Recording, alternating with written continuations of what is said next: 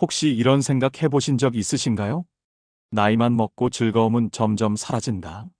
자식도, 돈도, 건강도 내 뜻대로 되지 않는다.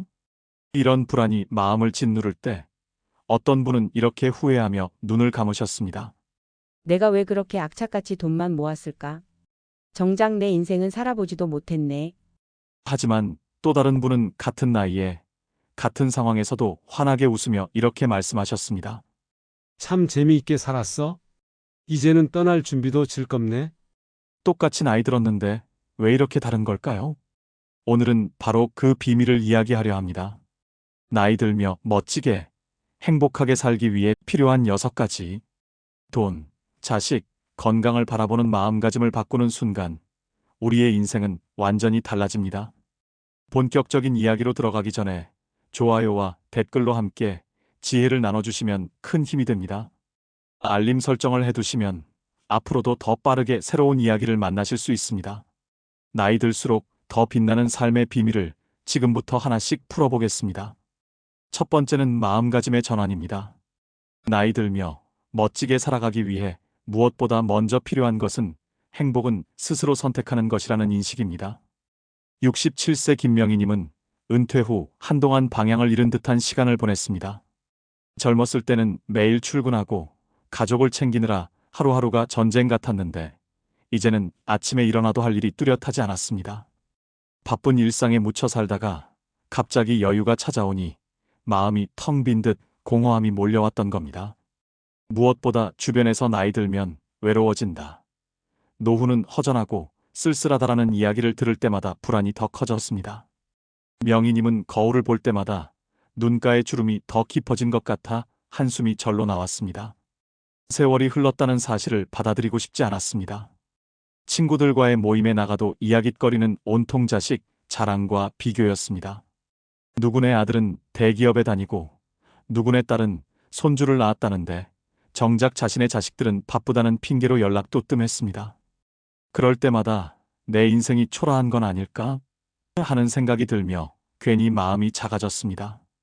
그러던 어느 날 명희님은 우연히 책에서 한 구절을 보게 되었습니다.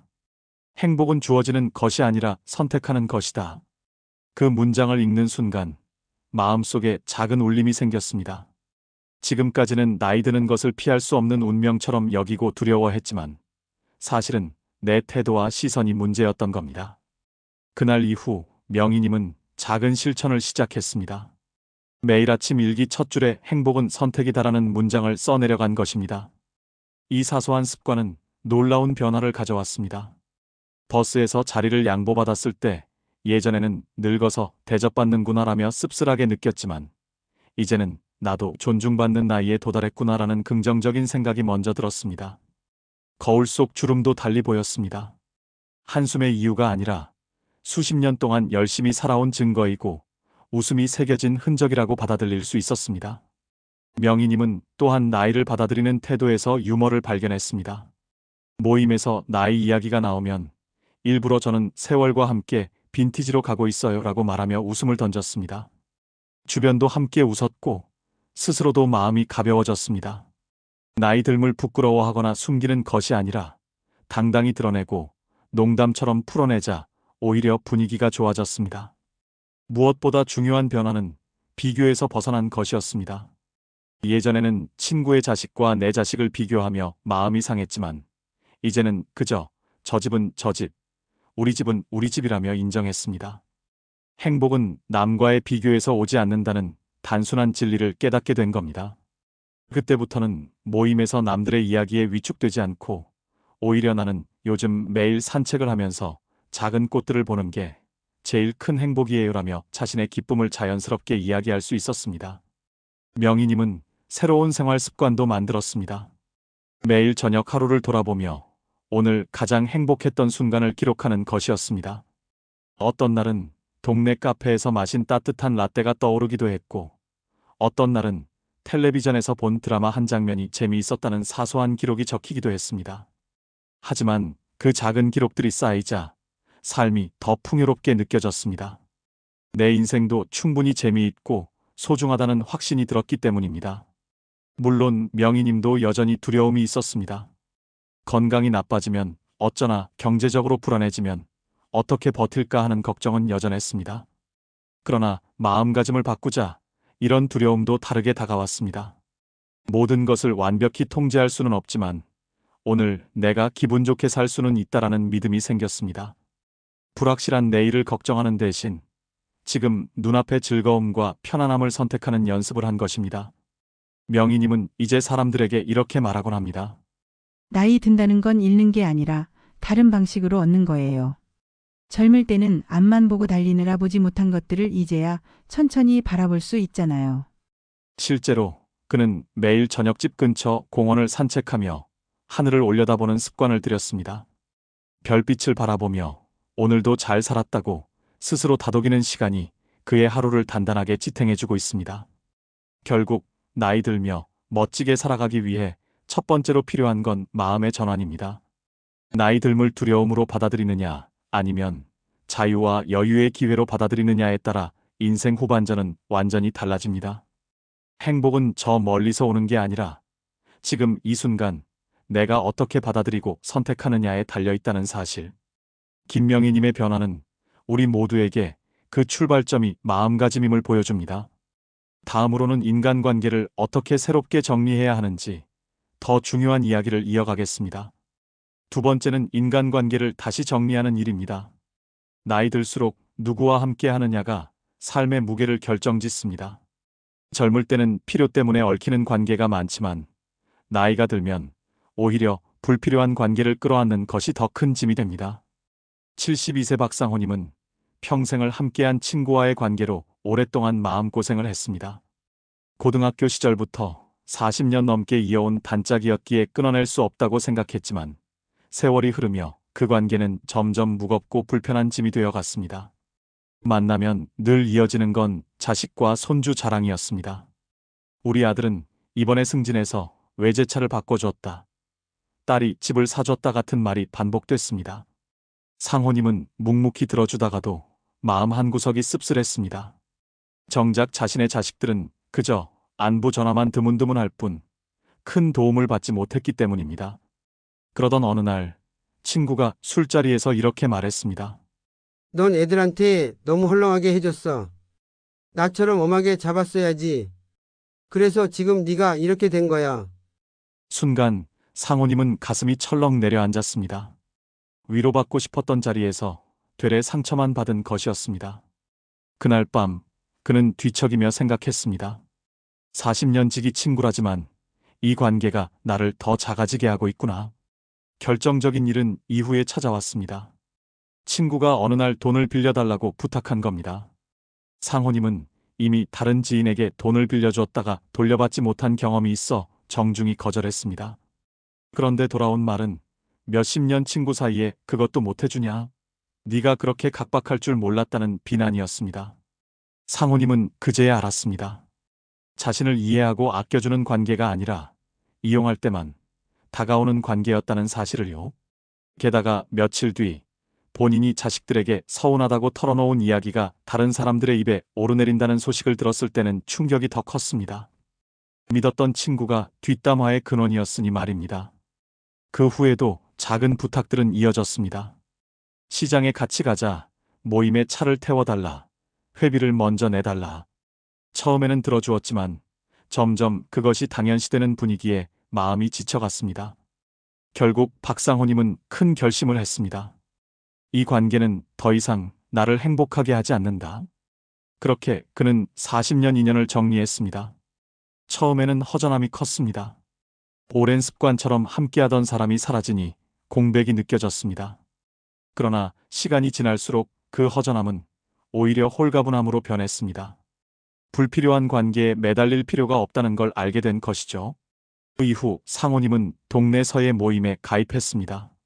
처음엔 어색했지만 함께 붓을 잡고 글씨를 쓰며 나누는 짧은 대화 속에서 오히려 깊은 편안함을 느낄 수 있었습니다. 누가 자랑하지도 않고 비교하지도 않고 그저 오늘은 이 글자가 잘 안 되네.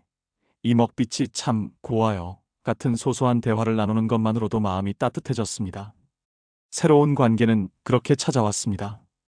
또 다른 날에는 공원 산책 모임에 참여했는데 함께 걷는 것만으로도 묘한 친밀감이 생겼습니다. 누가 먼저 연락하지 않아도 자연스럽게 다음 약속이 이어졌습니다. 애써 붙잡지 않아도 편안하게 흘러가는 관계, 바로 그것이 진짜 내 사람이었습니다. 상호님은 깨달았습니다. 나이 들수록 관계의 숫자가 중요한 게 아니라 나를 기분 좋게 하고 함께 있으면 마음이 편해지는 단 한 사람만으로도 충분하다는 사실을요.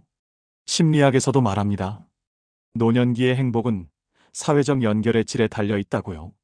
많은 사람과 어울린다고 해서 행복한 게 아니라 단 한 사람이라도 진심으로 위로받고 편안함을 느끼는 관계가 있으면 정서적 안정이 크게 높아집니다.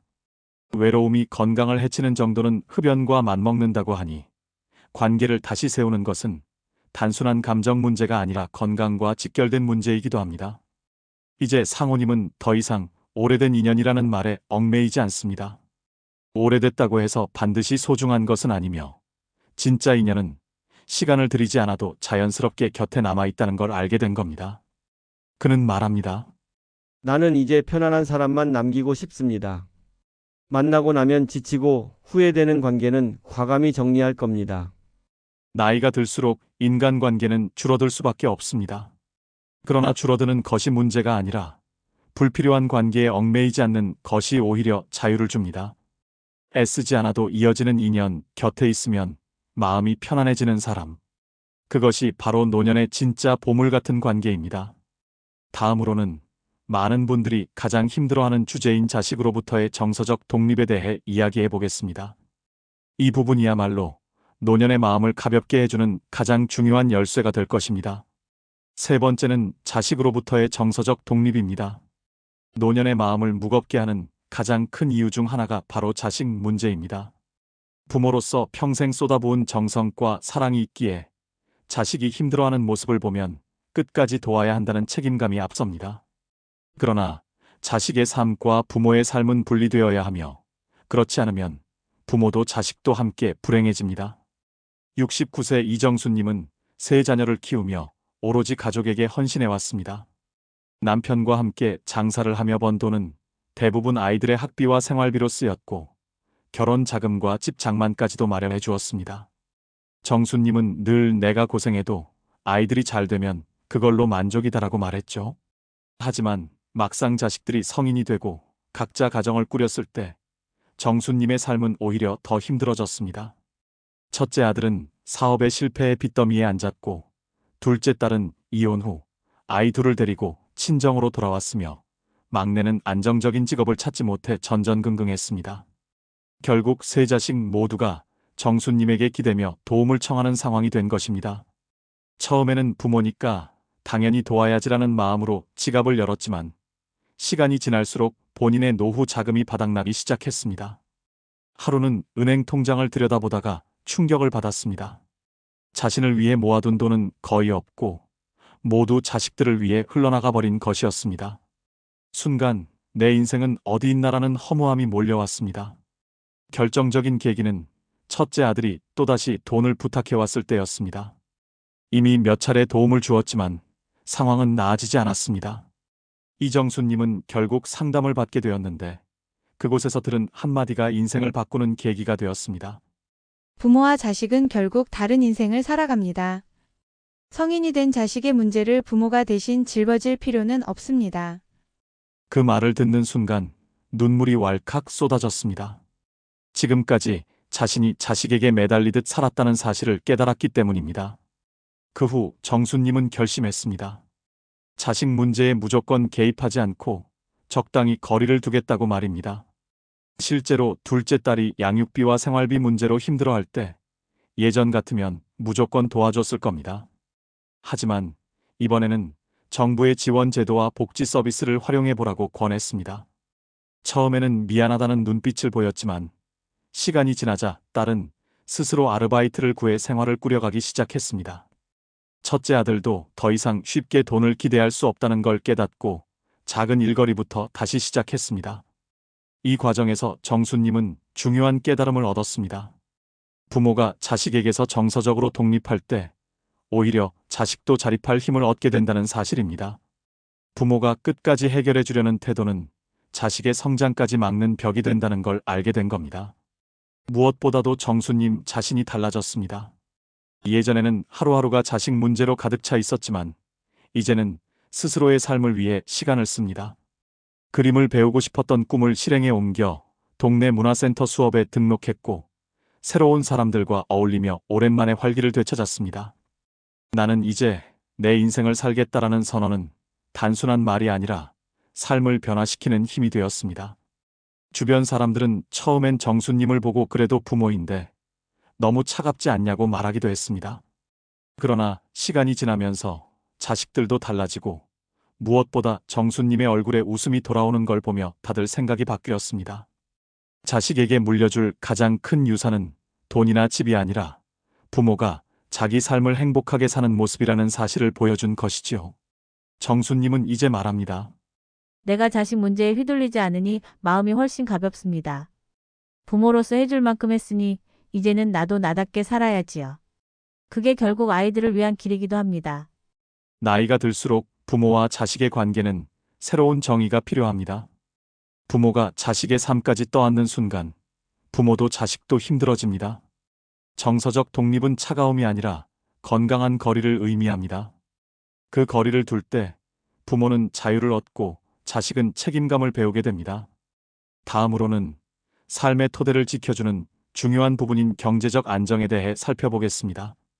어떻게 하면 자립이 주는 자유를 누릴 수 있는지 구체적으로 말씀드리겠습니다.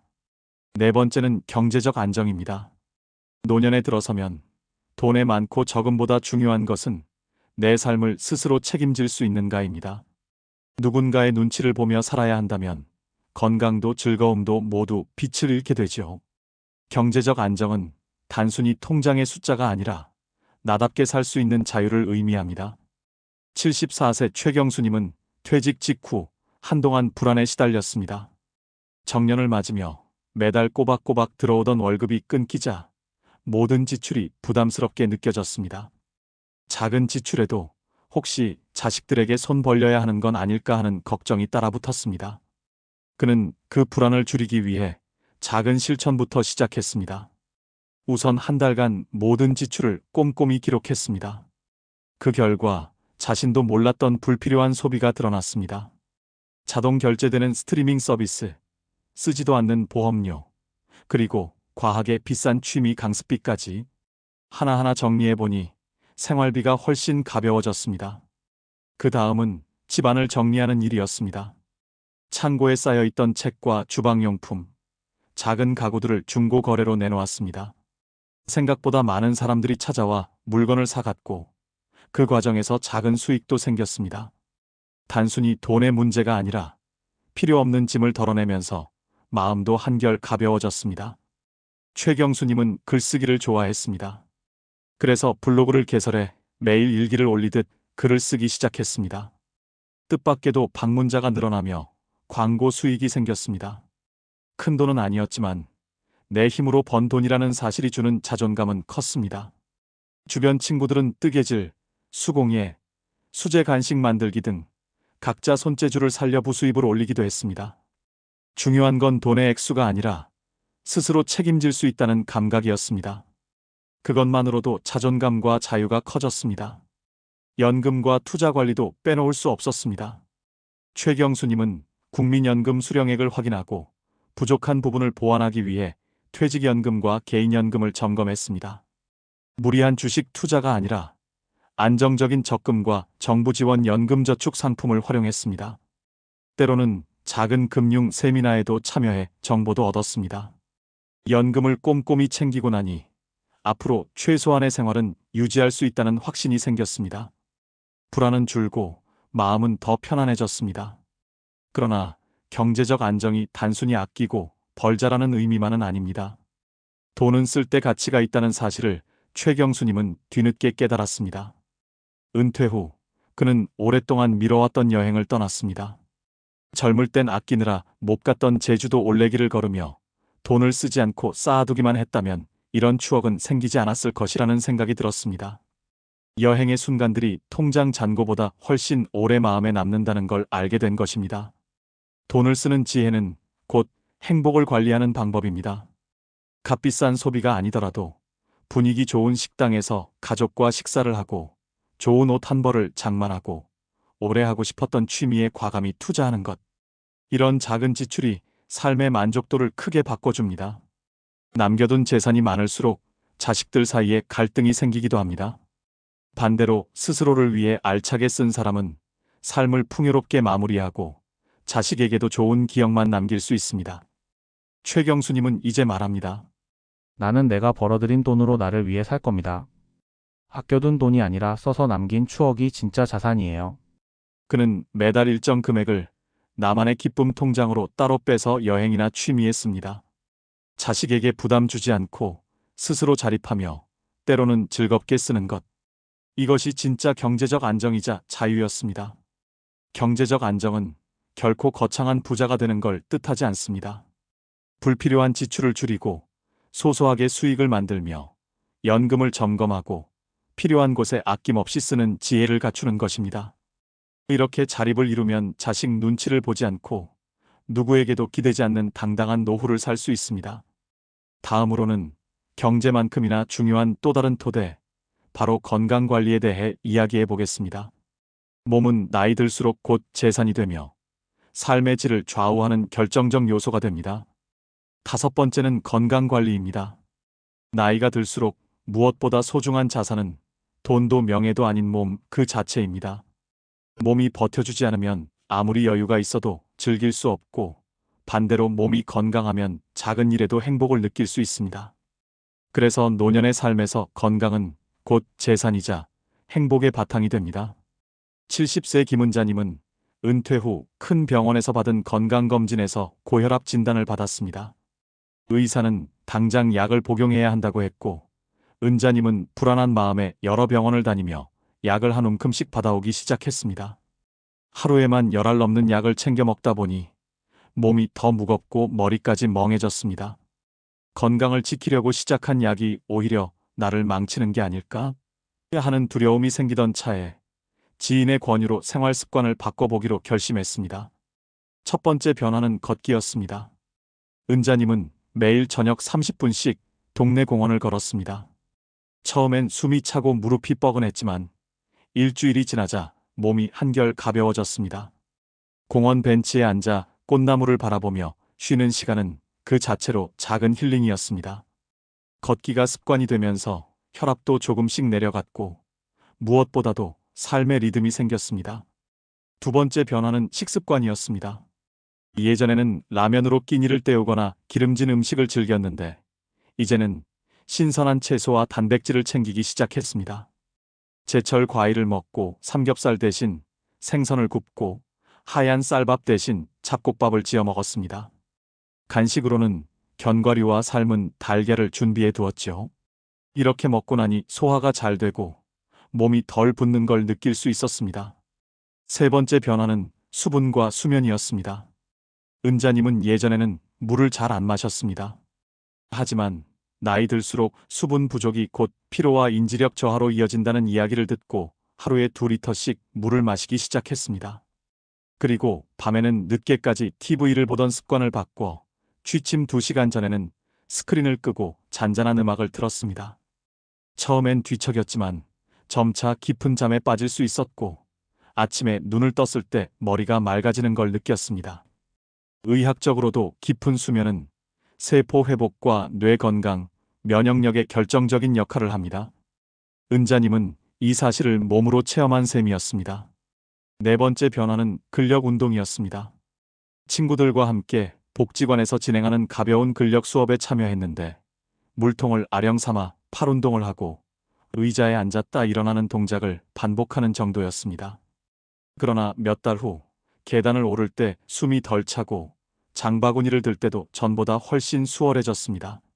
아, 근육이야말로 나이 들어도 포기할 수 없는 재산이구나라는 걸 실감했습니다. 이런 작은 변화들이 모여 큰 차이를 만들었습니다. 약을 절반 이상 줄이고도 컨디션은 오히려 좋아졌습니다.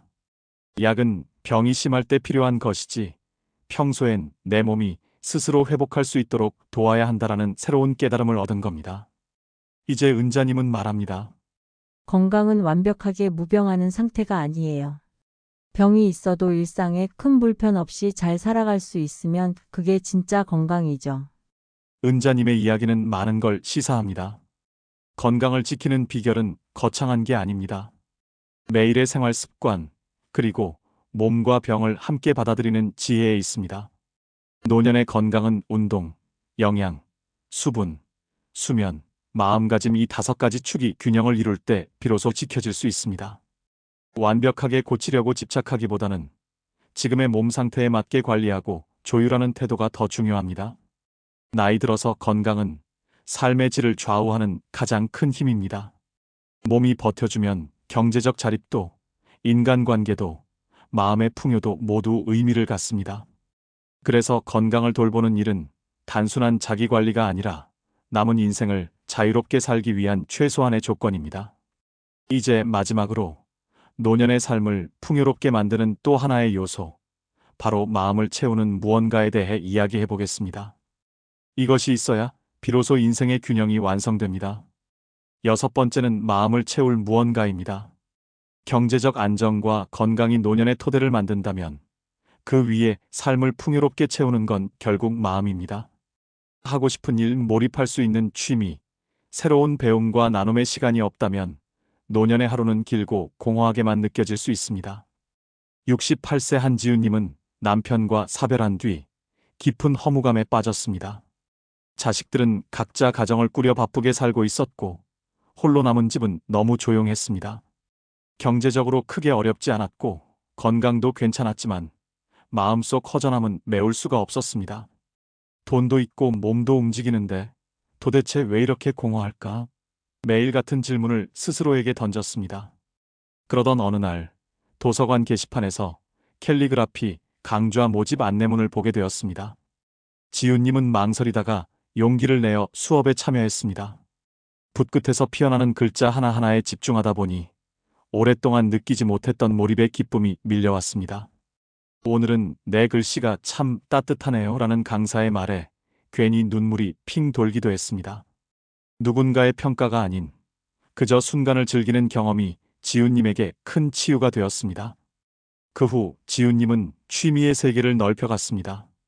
주말마다 사진 동호회에 나가 카메라를 들고 산책을 했습니다. 처음엔 어색했지만 함께 풍경을 담고 사진을 나누다 보니 새로운 친구들이 생겼습니다.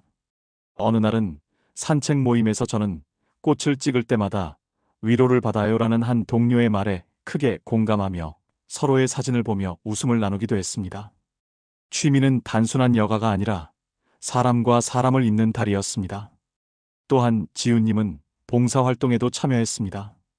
동네 복지관에서 진행하는 아동 독서 지도 프로그램에 나가 아이들에게 책을 읽어주었습니다. 아이들의 맑은 눈빛과 선생님, 또 읽어주세요라는 말은 오래된 허무감을 단숨에 지워주었습니다. 누군가에게 필요한 사람이 된다는 감각은 무엇과도 바꿀 수 없는 행복이었습니다. 이처럼 마음을 채우는 활동은 혼자만의 일이 될 수도 함께하는 일이 될 수도 있습니다. 어떤 사람은 정원 가꾸기에서 만족을 찾고 어떤 사람은 여행이나 음악 감상에서 기쁨을 얻습니다. 중요한 건 잘하고 못하는 게 아니라 새로운 것을 시도해보는 태도입니다. 지훈님도 처음엔 내가 뭘 할 수 있을까 망설였지만 막상 부딪히자 의외로 잘 맞는 활동이 많다는 걸 알게 되었습니다. 나이가 들었다고 해서 새로운 것을 못하는 게 아니라 시도하지 않았을 뿐이라는 사실을 깨달은 겁니다. 전문가들은 말합니다. 노년기의 가장 큰 적은 질병이 아니라 무기력이라고. 무기력은 하루하루를 의미 없이 보내며 자신이 쓸모없는 존재라고 느낄 때 찾아옵니다. 하지만 취미와 배움, 그리고 작은 나눔의 시간을 가지면 무기력은 자연스럽게 물러갑니다. 뇌는 새로운 자극을 받을 때 젊음을 유지하고 마음은 누군가와 연결될 때 활기를 얻습니다. 한지훈님은 이제 말합니다. 혼자라서 외로운 게 아니었어요. 내가 나를 채우지 못하니 허전했던 거죠. 좋아하는 무언가에 몰입하는 순간 외로움은 사라지더군요. 그는 매주 새로운 도전을 계획합니다. 이번 달은 캘리그라피, 다음 달은 등산, 그리고 그 다음 달은 작은 여행. 작은 목표가 쌓이니 삶은 다시 빛을 찾았습니다. 결국 노년의 풍요는 돈이나 건강만으로는 완성되지 않습니다. 경제적 자유와 신체적 건강 위에 마음을 채울 무언가가 있어야 삶이 색을 입습니다. 몰입할 수 있는 취미, 나눌 수 있는 활동, 배우는 기쁨이 쌓일 때 비로소 인생의 후반전은 공허가 아닌 충만으로 채워질 수 있습니다. 오늘 우리는 나이 들며 멋지게 행복하게 살기 위해 꼭 기억해야 할 6가지 이야기를 함께 나눠봤습니다.